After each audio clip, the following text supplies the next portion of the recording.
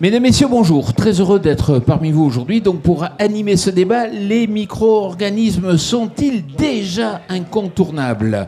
Alors, je me présente, je m'appelle Jean-Paul Hébrard, je suis animateur d'une émission sur TV Agri qui s'appelle Power Boost et aussi une autre qui s'appelle Transition, le magazine de l'agroécologie.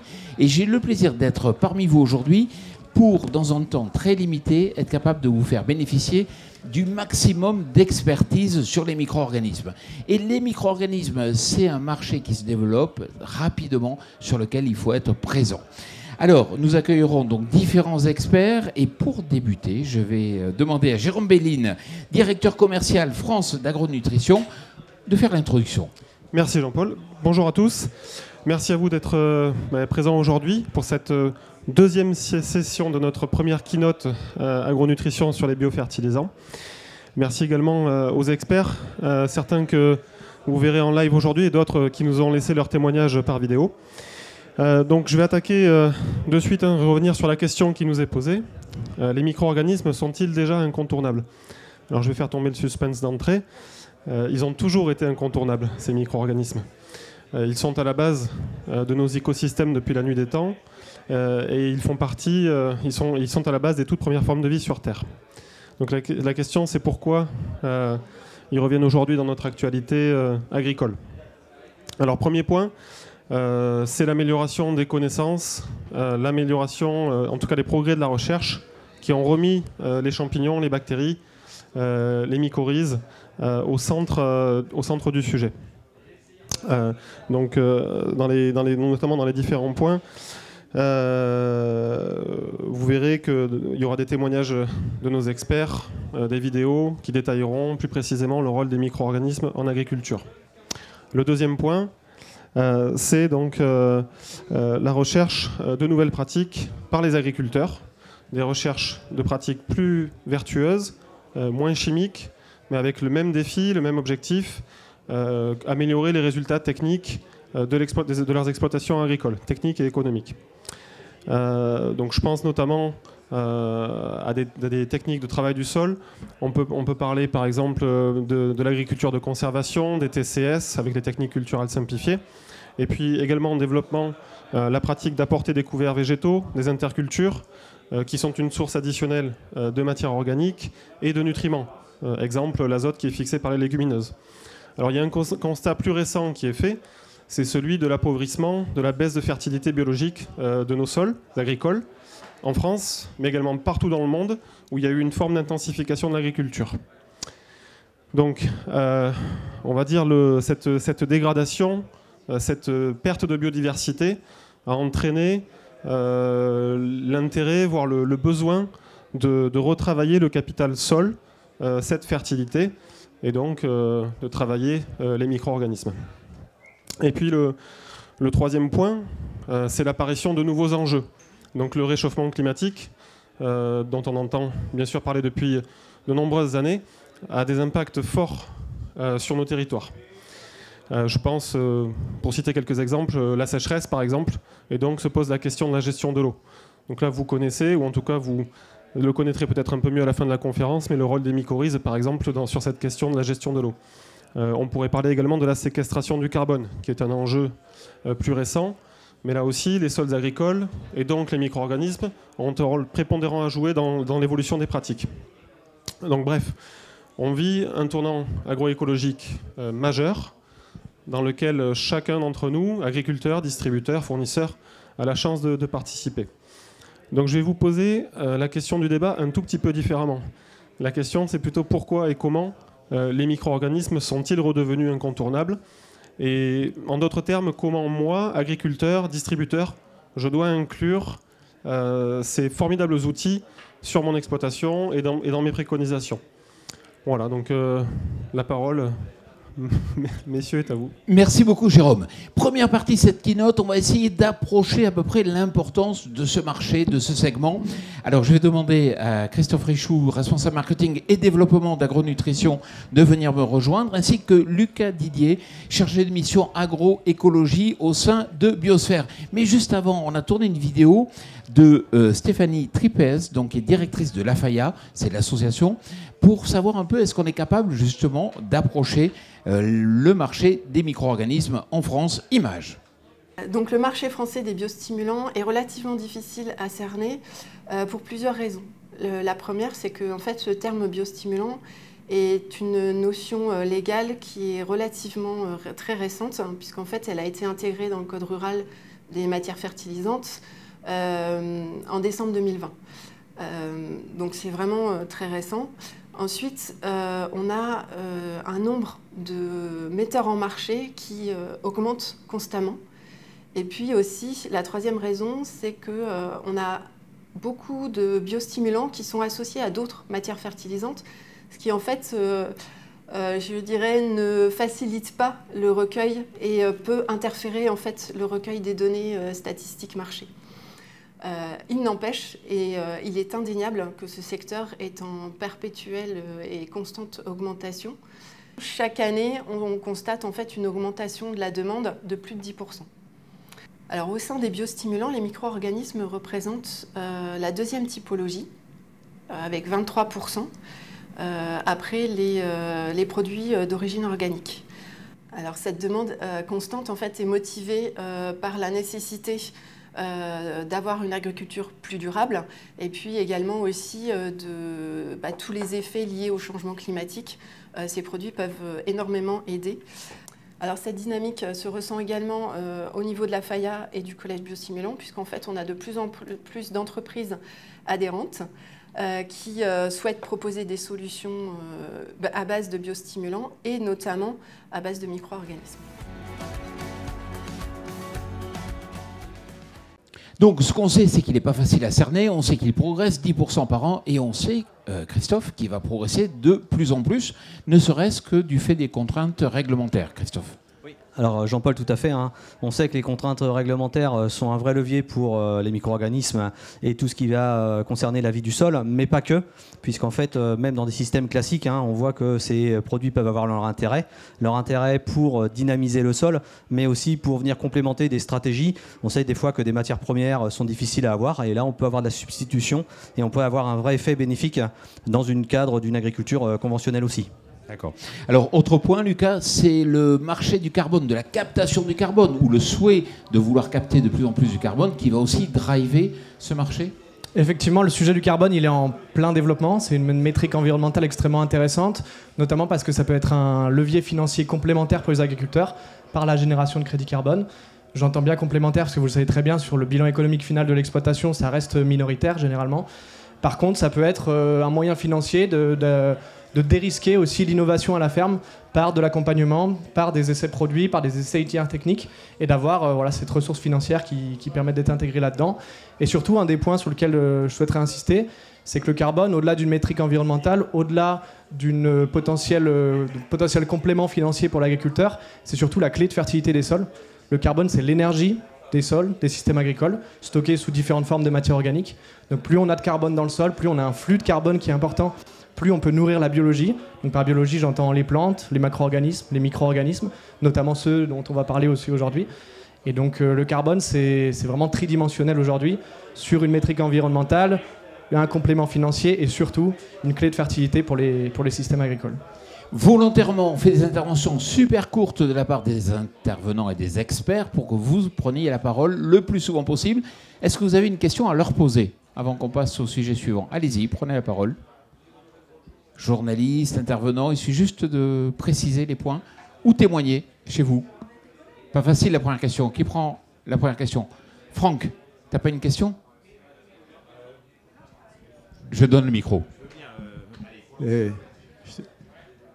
Sur les biostimulants, vous avez parlé des micro-organismes, des extraits de plantes. Est-ce que, pour démarrer un peu l'exposé, vous pouvez être un peu plus complet sur tout ce qui existe? Je sais que vous faites notamment des extraits d'algues, Ascophyllum, etc. Est-ce que vous pouvez donner un petit panorama de ce qu'il y a et à quoi ça sert? C'est tout à fait le genre de questions dont on va parler après. Donc, tu poses la question. Alors, sur la partie marché. Mais enfin, tu peux y répondre, Christophe, si tu veux. Bonne question, parce qu'en fait, les micro-organismes font partie des biostimulants.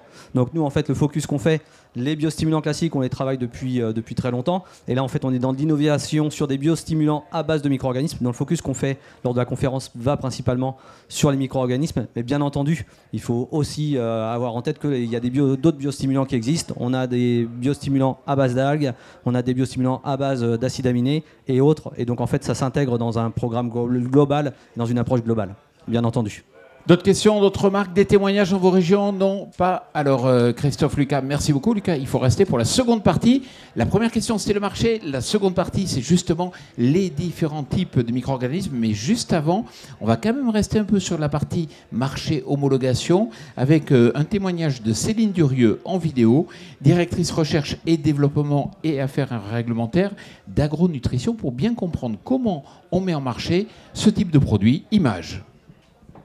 Alors, les biofertilisants appartiennent à la famille des biostimulants. Ils sont définis par le Code rural français très récemment, en 2020, et ont également été définis au niveau du règlement européen 2019-1009 qui a été mis en application en juillet 2022. Les biostimulants sont caractérisés par rapport à leurs fonctions, qui peuvent être une amélioration de l'efficience des éléments nutritifs, une lutte contre le stress abiotique, par exemple le stress hydrique, donc tout stress lié à l'environnement, et également l'amélioration de la qualité des récoltes, par exemple. Les biostimulants sont différents des produits de biocontrôle à base de micro-organismes qui, eux, agissent directement contre les maladies ou les pathogènes. Au niveau de la mise en marché en France des biostimulants ou des biofertilisants à base de micro-organismes, en fait, aujourd'hui, malheureusement, le nouveau règlement européen ne nous permet pas de mettre en marché ces produits car il y a une liste positive qui est très restrictive.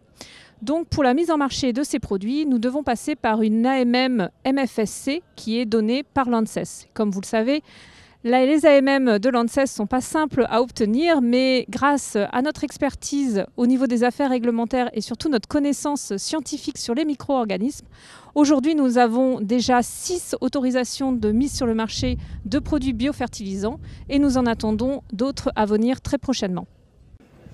Alors, on va faire un gros plan pour cette seconde partie sur un focus sur les micro-organismes, de quoi on parle, les fondements scientifiques. Et pour cela, je vais appeler Hicham Ferrout à venir nous rejoindre. Vous êtes responsable recherche microbiologie chez Agronutrition. Où? À quel endroit? À la Beige, à côté de Toulouse. À Toulouse, voilà, c'est bien français. Mais juste avant de vous donner la parole, on a été interrogé, donc la référence sur le plan scientifique depuis des décennies dans le domaine des micro-organismes. C'est-à-dire que bien avant qu'on en parle, il y avait déjà un scientifique qui travaillait la question. Il s'agit de Robin Duponnoy.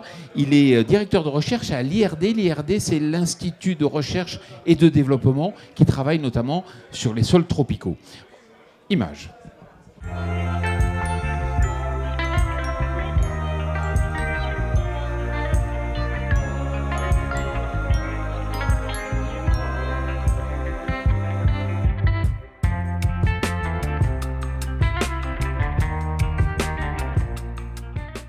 En agriculture, en général, et depuis très très longtemps, la plante a été considérée uniquement sur ses parties aériennes et le sol uniquement comme support physique et réservoir de nutriments pour cette même plante. Et il s'avère que depuis maintenant quelques décennies, on sait que la plante est étroitement conditionnée par les peuplements microbiens qui lui sont associés, tant pour sa nutrition minérale que sa croissance en tant que telle, et que cette domestication a cassé ces interactions bénéfiques qui peuvent y exister entre le microbiote du sol et cette fameuse plante. Et donc, l'idée maintenant, c'est de redonner toutes les fonctions qui existent entre la plante, le sol et ce microbiote pour donner redonner l'existence à ce macro-organisme qu'on appelle holobionte. L'idée, c'est de repenser tout ça, de réintroduire ces micro-organismes et à moyen terme de redonner au sol, qui a souvent été le parent pauvre de l'ingénierie agronomique, puisqu'on le considérait uniquement comme un support physique, réservoir de nutriments et rien d'autre. Et donc redonner à ces sols les services écosystémiques qui lui sont attendus, à savoir stockage de carbone, gestion de l'eau, etc., etc. Et donc, cette pratique, ce qu'on peut en attendre, outre les bienfaits environnementaux, c'est également une meilleure productivité en minimisant l'apport d'engrais, mais également sur le moyen et long terme, une capacité de résilience de ce sol à tout ce qui est aléas climatiques et stress environnementaux, que ce soit les épisodes de sécheresse ou les épisodes d'excès hydrique, etc. Et donc d'espérer encore une fois, sur le long terme, un surplus économique au bénéfice de l'agriculteur. Lucas, vous confirmez que apporter des micro-organismes, c'est un levier pour remonter la fertilité des sols et puis apporter de la résilience ? Effectivement, c'est un levier technique intéressant. Donc, comme l'a mentionné Robin, il y a un microbiote déjà présent naturellement dans le sol qui existe. Quand on va apporter des micro-organismes exogènes, on va aller chercher des fonctionnalités qui sont soit manquantes, soit peu représentées dans le sol. Et ces fonctionnalités, ça peut être des fonctionnalités nutritives pour débloquer les éléments nutritifs, fixer de l'azote, etc. Ça peut être des fonctionnalités qui sont liées à des stress, notamment le stress hydrique. Ça peut être des fonctionnalités qui sont liées à la matière organique, au cycle du carbone, à la gestion des pathogènes dans le cas du biocontrôle, etc. Ce que nous, on travaille, c'est aussi l'intégration de ces biosolutions dans un itinéraire technique plus global et dans un ensemble de pratiques qui permet notamment d'améliorer ce dont on a parlé tout à l'heure, le cycle du carbone. Comment est-ce qu'on apporte de la nourriture à ces micro-organismes, comment est-ce qu'on favorise l'implantation de ces apports exogènes, etc., pour avoir les meilleurs bénéfices pour les cultures. Et un des leviers essentiels aujourd'hui, c'est notamment travailler avec la compréhension des sols, notamment les analyses de sol, comprendre le type de sol, le contexte pédoclimatique, les équilibres chimiques, minéraux, etc., les équilibres biologiques, pour qu'on puisse adapter au mieux les solutions qui sont proposées et qu'elles soient les plus efficaces et maximiser leurs bénéfices et leurs effets au champ. Hicham, vous qui étudiez les micro-organismes, les différentes souches, la variabilité, est-ce que vous pensez aujourd'hui qu'on est encore à la préhistoire de ce que l'on sait sur ces micro-organismes dans l'interaction avec la fertilité ? Oui, absolument. Parce qu'il faut savoir que les micro-organismes sont présents dans tous les écosystèmes terrestres. Il n'y a pas un endroit sur Terre où il n'y a pas de micro-organismes. Depuis que des gens comme Robin Dupontel ont commencé à travailler sur ces micro-organismes du sol, plus particulièrement le microbiote de la plante, on se rend compte que la diversité qu'on rencontre, les quantités, les fonctions, etc. sont très très importantes, très très larges, et on est à peine à la surface de ce champ d'investigation qui ouvre des perspectives très étonnantes parfois. C'est une bonne nouvelle. Est-ce qu'il y a une grande variabilité, justement ? Ah oui. Il y a une très grande variabilité d'espèces, de souches, etc. C'est pas parce que vous avez un micro-organisme avec un nom d'espèce que ça représente tout le groupe. En réalité, chaque espèce se décline en beaucoup de souches différentes, en milliers, centaines de milliers, voire parfois, de souches différentes. Et donc, en termes de diversité et de biodiversité qui se déclinent là aussi en fonction, ça fait beaucoup. Votre métier, c'est les étudier, permettre la production à Toulouse de ces différentes souches pour ensuite les apporter. Est-ce que vous pensez aujourd'hui que vous êtes capable de sélectionner les différentes souches en fonction de ce que vous observez ? C'est un petit peu à ça qu'on s'attache dans ce qu'on fait. Le plus important, bien entendu que le nom de l'espèce et de la souche est important, mais plus important que ça, c'est la fonction. Et la fonction, c'est ce que le micro-organisme va réaliser comme travail dans le sol ou dans l'écosystème, ou auprès de la plante, qui se traduit ensuite en fonction écosystémique. Donc, vous le verrez après, de toute façon, il faut découvrir ces fonctions et on s'attache à les isoler du sol, à les travailler, les étudier, les identifier, les caractériser, les formuler, etc., pour qu'ensuite, ça puisse se traduire en service écosystémique dans le monde agricole. Nous sommes à la fin de cette seconde partie. Est-ce qu'il y a des questions, des précisions ? Les experts sont là. Franck, une bonne question. Là, j'ai une question. Oui, c'est pour Hicham. Sur la partie R&D, c'est vrai que les micro-organismes, c'est des millions, pour ne pas dire des milliards. Comment vous faites pour les faire du screening ? Est-ce que c'est un screening classique en labo avec des petites boîtes ou des plantes ? Ou est-ce que, et quelle perspective vous voyez à l'intelligence artificielle pour accélérer ce screening-là? Le screening, de toute façon, il est à différentes échelles et à différents niveaux. Il faut d'abord, bien entendu, à partir du sol, réussir à extraire ces micro-organismes, réussir à les faire pousser sur des boîtes de pétri pour pouvoir ensuite les étudier et les utiliser plus tard. Et ce screening, alors notre focus à nous, personnel, chez Agronutrition, c'est un focus fonction, principalement. Mais derrière, on ne néglige pas le reste, bien entendu. Mais c'est le point d'entrée, la fonction. Deuxièmement, sur les nouvelles technologies pour ce type de screening, l'intelligence artificielle, je dirais plus le traitement de data, de grandes quantités de data, parce qu'on en génère énormément. Il faut réussir à traiter toutes ces données pour en extraire en fonction du pédoclimat, en fonction du type de plante, en fonction même de la variété de plantes, etc. Extraire les bactéries et les champignons qui vont matcher. C'est passionnant parce qu'on se rend compte qu'on ouvre de nouveaux champs d'investigation et chaque fois on va tirer des ficelles qui vont ouvrir à nouveau des solutions. Une question, une remarque, un témoignage, profitez-en. Personne? Oui, non, ok. On passe à la troisième partie qui est la mise en œuvre proprement dite. Donc, comment concrètement au champ et puis aussi sur le marché, on met en œuvre donc ces produits. Et pour cela, je redemande à Christophe donc de venir nous rejoindre. Mais Christophe, juste avant, on a été voir un agriculteur pour lui demander, lui, concrètement, quand il met en œuvre les micro-organismes dans ses parcelles, comment ça se passe. On a été rencontrer Emmanuel Simonet et vous allez voir comment, quel avis il porte. Image. Alors mon type d'assolement, cette année, j'ai du blé, du colza et du soja. J'utilise l'Amilis sur mon exploitation sur la culture du colza. La première fois, c'était sous conseil de mon technicien à Bourgogne du Sud, dans un souci de valoriser au mieux mes engrais minéraux et de booster ma culture de colza au démarrage. Donc ça fait 2 ans que j'utilise Amilis sur mes cultures de colza. Ça fait 2 années que je les sème tard, donc c'était aussi le but de les booster au démarrage et de ne pas utiliser de solutions minérales azotées à l'automne. Après j'ai vu oui, un développement plus que correct à l'automne, grâce à ça. Depuis plusieurs années sur mon exploitation, je cherche des solutions de produits naturels et de gérer au mieux mes engrais minéraux. Donc pour cela, j'utilise des produits type Amilis et autres, et de pilotage aussi d'azote par satellite. Et l'Amilis est très facile d'utilisation, étant sous forme liquide. Il n'y a pas de problème d'incorporation dans l'appareil à pulvériser. Christophe, concrètement, comment est construite votre gamme en fonction de différents produits? Alors, notre gamme, elle est construite, le point de base. On s'est basé sur un document qui avait été édité par l'INRA, qui était très intéressant, puisqu'en fait l'objectif c'est de répondre à des grands questionnements agricoles. Donc ils avaient été identifiés: gestion de la réserve en eau du sol, gestion de la fertilité, protection des cultures, qualité de production, empreinte environnementale et durabilité.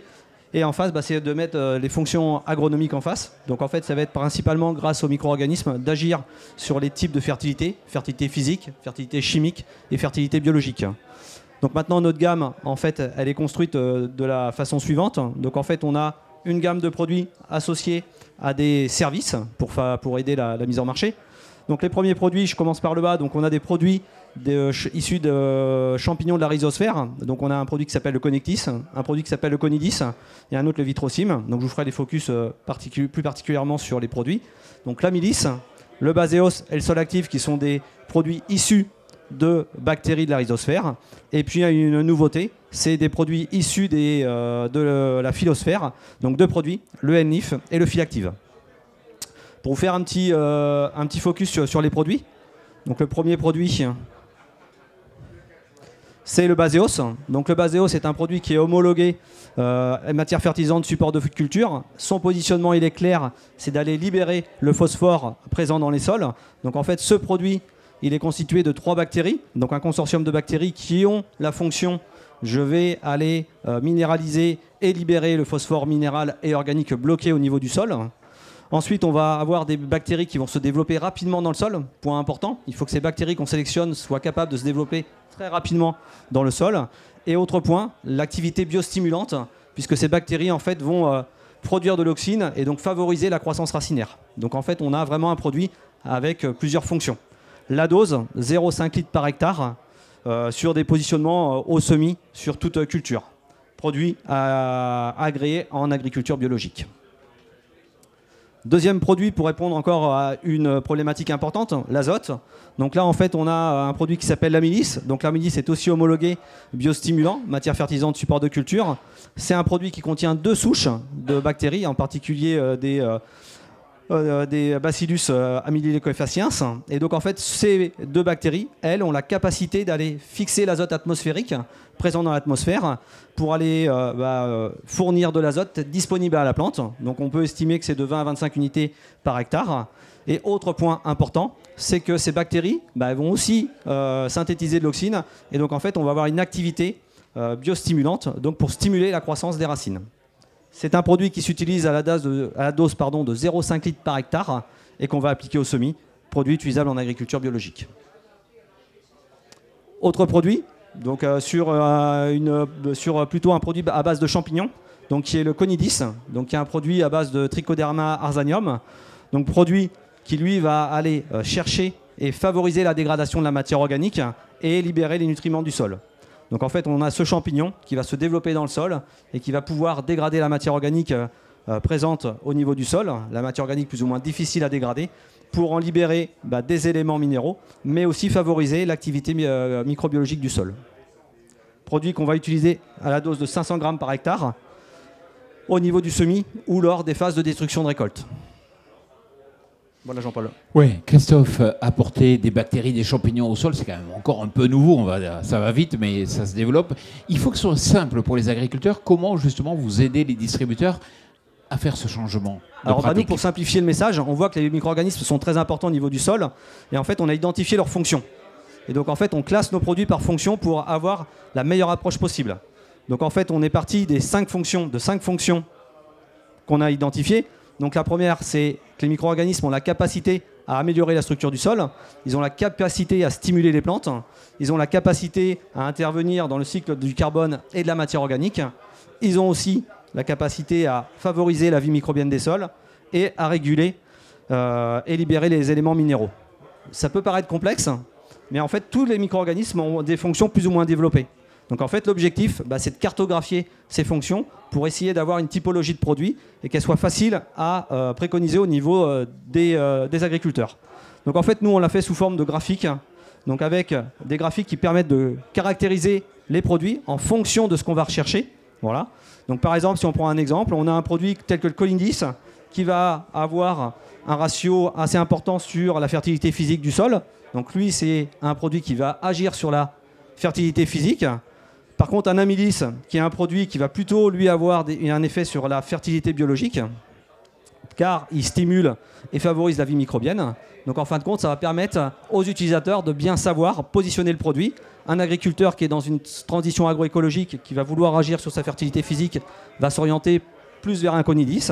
Et peut-être un agriculteur qui est plus sur du conventionnel, lui va pouvoir plutôt agir sur la stimulation des plantes ou favoriser la vie microbienne. Et on va pouvoir lui préconiser de l'amylis. Donc ça permet d'avoir une bonne visibilité et de bien comprendre les fonctions du produit et de pouvoir avoir une préconisation qui soit fiable.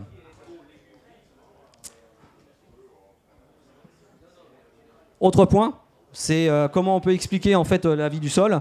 Donc en fait, au niveau de notre laboratoire à la Beige, on met en place des analyses microbiologiques. Notre objectif, c'est quoi? C'est d'avoir des analyses qui soient simples. Donc on a fait le choix d'avoir 5 indicateurs qui sont fiables, mais qui permettent d'avoir une très bonne visibilité de l'activité microbiologique du sol. Avec 5 indicateurs, on peut déjà savoir si on a un microbiote qui est déjà performant et qui va avoir de la résilience. Donc ça, c'est 2 points importants.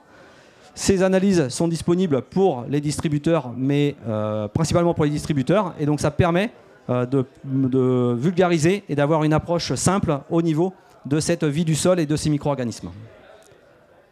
Autre levier qu'on a choisi, c'est la formation. Donc en fait, on a mis en place un module de formation qui est assez complet, donc avec un module qui est décliné en 2 parties. C'est l'approche globale micro-organismes du sol, donc qui est dispensée par le contenu venant de la Beige et Hicham. Et puis, l'autre point qui nous semble vraiment important, c'est d'apporter du fondamental, mais c'est aussi de faire les liens entre tout ce qu'on peut apporter en fondamental et ce qu'on peut apporter via nos solutions, via les analyses microbiologiques, mais aussi le lien qu'on pourra faire avec nos produits. Très très important pour pouvoir finaliser et formaliser tous tous ces positionnements. Ah, c'est après.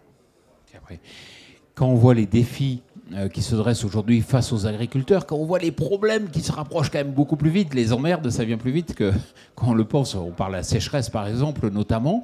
Ça veut dire qu'aujourd'hui, vous êtes certain qu'il faut y aller, et vite, avec des solutions, avec des réponses. Le marché va se développer? Oui, le marché va se développer, hein, on le voit, on s'est préparé, on sait qu'on va avoir de la demande, on essaye de répondre le plus rapidement possible à toutes les problématiques qu'on a identifiées, donc des problématiques de stress abiotique, de sécheresse et autres. Et donc c'est vraiment très important et le marché va se développer. Oui, vous avez fini, Christophe? Oui.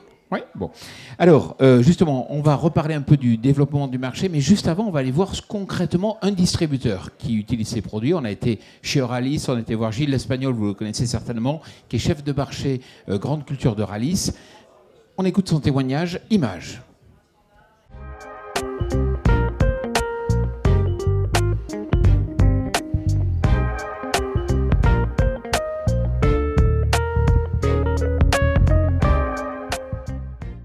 La coopérative Euralis développe les solutions basées sur les micro-organismes, en particulier dans notre gamme de biostimulants. Ce développement est récent, il remonte à 2 ans et nous sommes particulièrement satisfaits de promouvoir ces solutions. La coopérative Euralis, c'est 6200 adhérents que nous accompagnons avec des contrats de conseil agronomique pour les aider à satisfaire les exigences des cahiers des charges de nos filières stratégiques. Ces cahiers des charges ont une orientation plus marquée vers l'agroécologie. Nous accompagnons nos conseillers sur ces domaines-là. Les micro-organismes, pour nous, sont importants parce qu'ils permettent de réduire l'impact environnemental tout en favorisant le fonctionnement du sol, la biodisponibilité des éléments du sol. Et bien sûr, ils doivent faire leurs preuves au travers de nos expérimentations, améliorer la productivité et trouver un équilibre économique favorable pour les producteurs. Nous travaillons en particulier avec Agronutrition sur la solution Baseos, qui a apporté ses preuves tant sur les céréales à paille que le maïs, en améliorant les rendements, en permettant de mieux raisonner la fertilisation, en particulier en phosphore, et tout en améliorant les rendements. Donc la biodisponibilité du phosphore organique au minéral est améliorée, nos rendements sont significativement augmentés. Nous pouvons les associer avec des applications classiques, les combiner avec des applications classiques que réalisent les agriculteurs. Tout cela s'insère parfaitement dans notre volonté de faire évoluer les pratiques vers plus d'agroécologie et vers une agriculture plus durable. Alors, Gilles Espagnol en a parlé à l'échelle de son service agronomique, il a testé, mais vous, de façon globale, est-ce qu'on sait quantifier aujourd'hui les gains apportés par les micro-organismes? Oui, on sait les quantifier. On a un service développement qui met en place des essais régulièrement, donc on sait quantifier, donc on se met dans certaines situations. Je vais vous faire un petit focus sur ce qu'on peut voir en termes de réponse agronomique assez rapidement.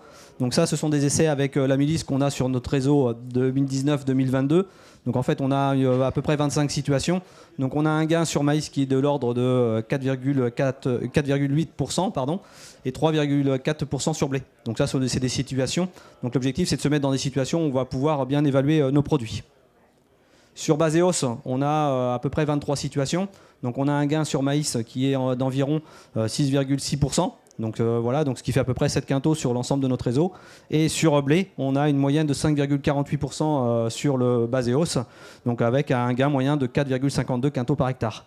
L'objectif, c'est d'avoir une analyse fine. On est sur des micro-organismes, donc il faut bien identifier les situations. On ne peut pas conclure trop rapidement. Souvent, on entend dire que le produit ne marche pas. Non, ce n'est pas que le produit n'a pas marché, c'est qu'on n'a pas de résultat. Et là, on a une vraie différence. C'est-à-dire, c'est pourquoi je peux expliquer où la situation où le produit n'a pas donné le maximum de son potentiel. Et l'objectif, c'est ça, c'est d'aller chercher le maximum de potentiel. Voilà principalement un petit peu la photo qu'on peut avoir en termes de gains agronomiques. De gains agronomiques. Ça veut dire qu'il n'y a pas de prise de risque, globalement? Non, il n'y a pas de prise de risque. Que du bénéfice. Que du bénéfice direct sur la culture, mais aussi sur le sol. Très important. Est-ce que vous avez des questions sur cette partie technique application? Oui, je vous passe. Bonjour, Pierre Proutot de Terramea. Juste dans le temps, combien de temps survivent ces bactéries et champignons dans les sols? On va poser la question à Hicham. Ça dépend si elles sont issues de ce sol ou pas, premièrement. Si elles sont issues de ce sol, elles sont adaptées à ce sol et quand on les réapplique en grande quantité, ça tient dans le temps. Si elles sont exogènes, c'est la période, c'est la saison, quoi. Parce que le cycle retournera à son équilibre initial. Maintenant, n'oublions pas que les mêmes causes donnent les mêmes effets. Donc ce qui a amené à un appauvrissement biologique du sol, si la pratique ne change pas, ça recommencera. C'est la pratique qui est à la base de tout. C'est la pratique, c'est la façon de travailler. Comme Lucas le rappelait tout à l'heure, c'est le carbone qu'on introduit, l'énergie, etc. C'est tout ça qui permet d'avoir une vie microbienne du sol durablement élevée, fonctionnelle, stable, etc., etc. Comme beaucoup de choses dans la vie, il faut changer la pratique et en même temps, il faut aider en rapportant. Une autre question, monsieur? D'autres questions? Franck? J'y prends goût, mais dans vos résultats d'essai, vous parlez d'augmentation de rendement. Alors c'est une moyenne, il y a des situations où ça ne marche pas et des situations où ça marche très bien. Moi, ce qui m'intéresse en tant qu'agriculteur, c'est la régularité. Ouais. Hein, donc complètement. Et le vrai bénéfice de vos produits, pour moi, c'est d'avoir une meilleure régularité de rendement et en particulier dans des situations stressantes, de pouvoir compenser en particulier le déficit de rendement qui peut être apporté par un stress Exactement. En termes de régularité, est-ce que vous avez des données? Alors en termes de régularité, on l'a donné puisqu'on est sur 3 années. Donc là, c'est la réponse que vous avez moyenne en termes de régularité. Donc en gros, c'est sur la photo qu'on vous a faite. En fait, le gain moyen, c'est ça, c'est de la régularité. C'est les situations qu'on a relevées. Une autre question. C'est le moment ou jamais parce qu'on va arriver à la conclusion de cette keynote. Pas de questions? Tout est bon. Merci beaucoup Christophe et Hicham et Lucas pour ces présentations. Et je laisse le mot de conclusion donc à Jérôme Belline. Merci Jean-Paul. Bon, vous l'avez vu, une session riche en informations. Alors, quelques mots. D'abord, ce qui est remarquable, c'est qu'on voit une véritable communauté d'intérêt qui se dégage sur ce sujet. Chercheurs, agriculteurs, distributeurs ont tous identifié les bénéfices à la fois techniques et environnementaux d'inclure ces technologies dans les itinéraires culturaux. Donc ça, c'est le premier point. Pour aller vers différentes fonctionnalités qui sont claires, alors j'en reprends quelques-unes. Hein. Améliorer la fertilité des sols, donc ça peut être dégrader la matière organique, ça peut être aller chercher un meilleur accès aux éléments nutritifs, accroître la résilience au stress abiotique, et puis réduire la dépendance à des solutions 100% chimiques. Un petit rappel sur l'historique d'agronutrition, et notamment sur l'histoire au niveau des micro-organismes et des biofertilisants. Ça a démarré en 2009 avec Solactive. Ça s'appelait différemment, mais c'est la même technologie. Solactive, c'était un concept unique où on est venu identifier, sélectionner et remultiplier des bactéries issues de sols agricoles français. Donc c'est du made in France, c'est du cousu main. L'idée, c'est de renvoyer un échantillon de sol de votre parcelle. On le screen dans notre laboratoire à Toulouse et on vous renvoie une solution concentrée qui permet de réappliquer ces bactéries sur vos propres parcelles. Donc on pourrait parler d'un véritable système en économie circulaire. Ça a été la base de notre technologie. C'est un concept qu'on met toujours en marché, mais qui nous a aussi permis de créer les autres complexes bactériens dont on a parlé, Amylis et Baseos. Alors Amylis, Baseos, vous l'avez bien entendu, nous permettent d'avoir une offre complète de bactéries en application au sol, avec 2 objectifs principaux, améliorer l'accessibilité et la biodisponibilité de l'azote et du phosphore, et puis également d'avoir une meilleure implantation, un meilleur chevelu racinaire par la production d'auxine. 3e catégorie de produits, les champignons, en 2 sous-sections, mycorhiziens, connectis, vitrocym, qui permettent là d'aller vers une meilleure gestion, un meilleur accès aux éléments nutritifs et à l'eau. Et puis Conidis, le produit à base de Trichoderma arzianum, qui là va avoir plutôt un rôle sur la dégradation de la matière organique. Je reprends ensuite un point sur ce que disait Robin Duponnois, le chercheur du CIRAD. Vous l'avez noté, il a parlé de microbiote, point très intéressant, parce que ça amène à penser le sol, non pas simplement en tant que vecteur physique et chimique, mais également en tant que vecteur biologique. Et donc aujourd'hui, dans notre approche des technologies qu'on va développer sur cette partie sol, on va intégrer ce triptyque fertilité physique, chimique et biologique, ce qu'a confirmé Christophe. Et puis en parallèle, on a parlé de microbiote du sol énormément. Et demain, on parlera de microbiote des feuilles. Donc là, on est en train de lancer, ou on va bientôt lancer, 2 innovations, Phylactive et Enleaf, qui sont des bactéries de la phylosphère. Un petit mot sur le marché, et j'arriverai ensuite assez rapidement au bout de la conclusion. Stéphanie Tripès de la Faya a aussi mentionné le dynamisme du marché. Elle a parlé de croissance à plus de 10%. C'est effectivement chez Agronutrition ce qu'on constate depuis 3 ans. C'est un marché qui est en progression, en croissance à 2 chiffres chaque année. Et puis ensuite, un point sur ce que disaient Gilles et Emmanuel. Donc Gilles Espagnol, chef marché chez Euralis, et Emmanuel Simonet, l'agriculteur du 71. Je reprends certains des éléments qu'ils ont donnés. Eux, ils voient forcément l'intérêt d'utiliser ces solutions nouvelles avec des objectifs qui étaient un peu différents. Pour Emmanuel, c'était plutôt d'utiliser des produits naturels qu'il inclut dans des programmes, on va dire, plus classiques avec ses engrais minéraux. Et pour Gilles Espagnol, c'était essayer de coller, de répondre à des attentes nouvelles dans des cahiers des charges plus tournés vers l'agroécologie. Dans les 2 cas, on est dans cette voie-là, et nous, on essaie de répondre à ces nouvelles attentes à travers plusieurs moyens. La première, d'abord, c'est qu'on peut vous accompagner sur l'ensemble du territoire français avec une équipe de plus de 20 personnes. La deuxième, ce sont les analyses de sol microbiologiques qui nous permettent de faire un diagnostic et de vous accompagner dans les choix produits. Et donc, c'est un excellent outil d'aide à la décision.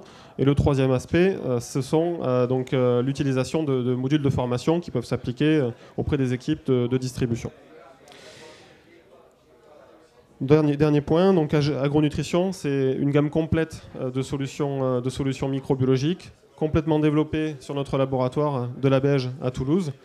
Et moi, ce que je pourrais dire, c'est qu'on peut simplement que vous inviter, pour ceux qui ne sont pas encore utilisateurs de nos solutions, à nous rejoindre dans cette formidable aventure. Et puis, il y aura une étape intermédiaire, puisqu'on va également vous inviter à prendre un verre de l'amitié suite à cet échange. Voilà, merci beaucoup à tous. Merci bien. Et c'est juste au devant, donc en sortant à gauche. Voilà. Merci bien, merci à vous. Et on se retrouve donc pour partager un verre.